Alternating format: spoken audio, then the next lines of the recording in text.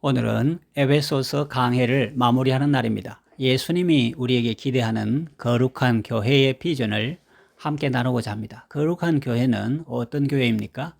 첫째로 거룩한 헌신으로 거룩한 영향을 끼치는 교회입니다. 21절과 22절이 말씀하는 의미입니다. 바울은 에베소서를 마무리하며 마지막 인사를 나누는 중 한 사람을 언급하죠. 두기고라는 사람입니다. 21절과 22절을 보겠습니다. 나의 사정 곧 내가 무엇을 하는지 너희에게도 알리려 하노니 사랑을 받은 형제여 주 안에서 진실한 일꾼인 두기고가 모든 일을 너희에게 알리리라. 우리 사정을 알리고 또 너희 마음을 위로하기 위하여 내가 특별히 그를 너희에게 보내었노라 라고 말씀합니다. 두기고는 바울의 메시지를 전달하기 위해 로마에서 에베소로 온 사람이었습니다. 바로 두기고 때문에 에베소서가 쓰여지고 보존된 것입니다. 두기고는 설교자도 아니고 굉장한 재정적 헌신을 한 사람도 아니었습니다. 그러나 시간을 내어 편지 전달과 같은 일상적인 심부름을 감당한 바울의 동역자였습니다. 이런 두기고와 같은 이름 없는 동역자들의 헌신 때문에 에베소 교회는 태어나고 위로받고 격려받으며 자라날 수 있었던 것입니다. 그 결과 이런 고백이 가능했던 것입니다. 사도행전 19장 10절 두 해 동안 이같이 하니 아시아에 사는 자는 유대인이나 헬라인이나 다 주의 말씀을 듣더라. 사도 바울은 두기고 같은 동역자들의 헌신 때문에 안심하고 말씀 사역에 집중할 수 있었고 그 결과는 온 소아시아 전체에 복음적 영향을 끼치는 교회가 될 수 있었습니다. 오늘 저는 저와 함께 헌신하는 우리 교회 내의 두기고들을 기억합니다. 제가 주일마다 말씀을 전할 때 성도들이 교회에 올 수 있도록 차량을 운행해 주신 분들이 있죠.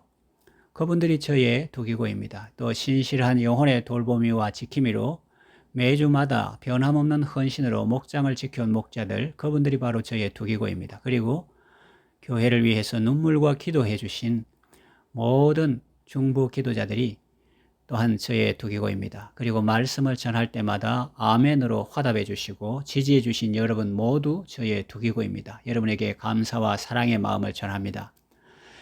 계속되는 거룩한 헌신만이 계속하여 거룩한 영향을 남기는 교회가 되게 할 것입니다.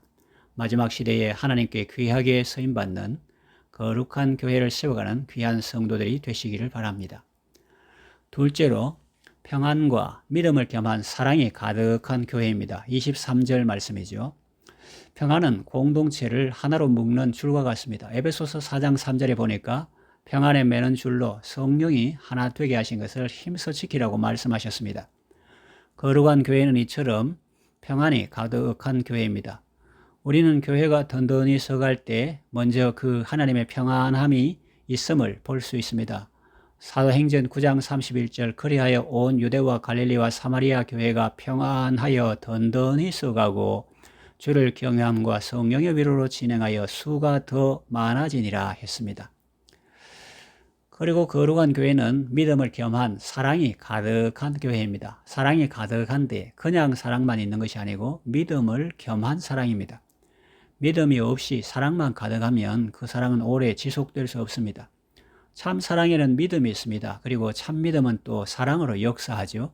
사랑으로 나타나고 사랑으로 일하는 것입니다. 이처럼 공동체가 평안하고 사랑이 가득할 때 하나님은 기뻐하시고 구성원들도 건강하게 자라게 되는 것입니다.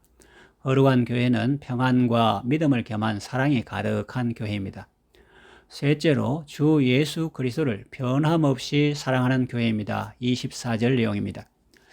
에베소 교회는 장점이 많은 교회였습니다. 요한계시록 2장에 보면 예수님이 에베소 교회의 사자에게 편지하신 내용이 나오죠. 예수님은 에베소 교회의 행위와 수고와 인내를 아신다고 말씀합니다. 그래서 우리는 에베소 교회가 주님을 위해서 많은 행위를 했고 많은 수고를 했고 많이 견디었음을 짐작해 볼 수 있습니다. 어디 그뿐입니까? 에베소 교회는 또 악한 자들을 용납하지 않았습니다. 이게 쉬운 일이겠습니까? 오늘날 악한 자를 용납하다가 깨어지고 무너진 교회가 얼마나 많습니까? 에베소 교회는 악한 자들을 용납하지 않았습니다. 또 자칭 사도라 하되 아닌 자들을 시험하여 그의 거짓된 것을 드러내기도 했습니다. 이것도 쉬운 일은 아닙니다. 당시에 스스로를 사도로 하는 사람이 있었는데 실제로는 사도가 아니었습니다. 에베소 교회는 그런 사람들을 시험하여 그들의 거짓됨을 밝히 드러냈습니다. 그러니 얼마나 귀한 일을 했습니까? 그뿐만이 아닙니다. 에베소 교회는 주님을 위하여 많이 참고 주님의 이름을 위하여 견디고 게으르지 않고 열심을 품고 주님을 섬겼습니다. 그런데 놀라운 말씀이 이어집니다. 그랬던 에베소 교회인데 주님의 책망을 받습니다. 왜 그랬을까요? 이어지는 말씀에 그 이유가 나옵니다. 계시록 2장 4절 그러나 너를 책망할 것이 있나니 너의 처음 사랑을 버렸느니라. 다른 중요한 일 하느라 가장 중요한 것을 놓쳐버렸습니다. 처음 사랑을 버렸습니다. 예수님의 은혜에 감사하고 예수님을 뜨겁게 사랑했던 그 사랑을 잃어버린 것입니다. 만일 어떤 여성이 남편을 위해 밥도 해주고 빨래도 해주고 집도 잘 지키고 도둑도 쫓아내고 여러 가지 귀한 일을 많이 하는데 정작 그 남편에 대한 사랑을 잃어버렸다면 이보다 더 큰 일이 어디 있겠습니까? 남편을 처음 만났을 때 그 설레임과 그 사랑이 다 식고 이제는 더 이상 남편을 사랑하지 않고 심지어는 호세아의 아내 고멜처럼 남편 아닌 다른 사람과 사귀고 그에게 마음을 준다면 이보다 더 심각한 문제가 어디 있겠습니까? 그래서 사랑의 주님은 에베소 교회 사자에게 이렇게 말씀하십니다. 에베소서 2장 5절 그러므로 계시록 2장 5절 그러므로 어디서 떨어졌는지를 생각하고 회개하여 처음 행위를 가지라. 내가 어디서 떨어졌는지를 잘 생각해보고 회개하라는 것입니다. 그리고 처음 행위를 가지라고 말씀합니다. 그래도 돌이키지 않으면 어떻게 될까요? 경고의 말씀이 이어집니다. 만일 그리하지 아니하고 회개하지 아니하면 내가 네게 가서 네 촛대를 그 자리에서 옮기리라 말씀합니다.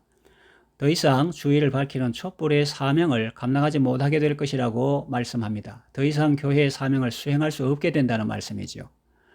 교회가 예수님의 신부인 그 신분을 잊어버리고 거룩함이라는 본질을 잃어버렸으니 더 이상 교회로서의 사명을 수행할 수 없게 되고 그 영광스러운 모습을 잃어버리게 된다는 의미입니다. 주 예수 그리스도를 변함없이 사랑하는 것이 이처럼 중요합니다. 거룩한 교회는 주 예수 그리스도를 변함없이 사랑하는 교회입니다. 말씀을 정리하며 맺으러 갑니다. 거룩한 교회는 거룩한 헌신으로 거룩한 영향을 끼치는 교회입니다.